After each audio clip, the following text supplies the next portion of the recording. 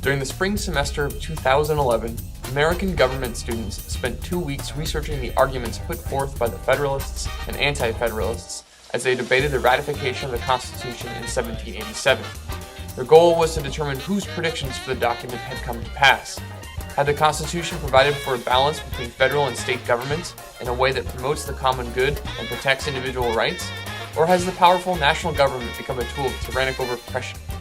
Students use their knowledge of historical and current events to debate how well the Constitution has organized the power to govern in the United States. So as you know, we've got 3 rounds, right?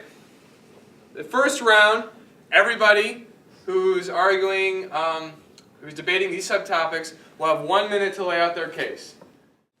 Concerning Republican government, the Constitution of the United States perfectly balances and secures the position of a strong, untainted national republic that is resistant to self-interested leaders and factions that cause classical republics to fall. The national government will abuse its power and end in tyranny because it fails to protect individual rights over the common good. We'll come back and we'll have round 2, which is our open debate. There'll be 8 minutes of open debate where you guys are asking each other questions, responding to other arguments, things like that. Like if you're going to compare Alaska and Texas, you wouldn't be able to find a common ground for the common good because the 2 places are just so different. Federal should have supreme power because they know what's best for all people of the nation. Like that.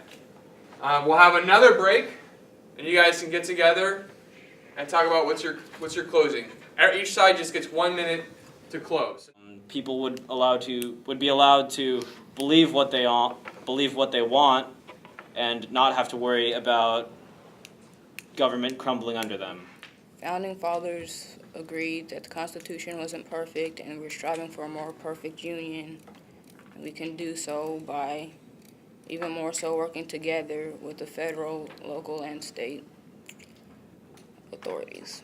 You guys were strongest when you were using really specific examples. And I thought you might have, during our open debate round, come back to those more.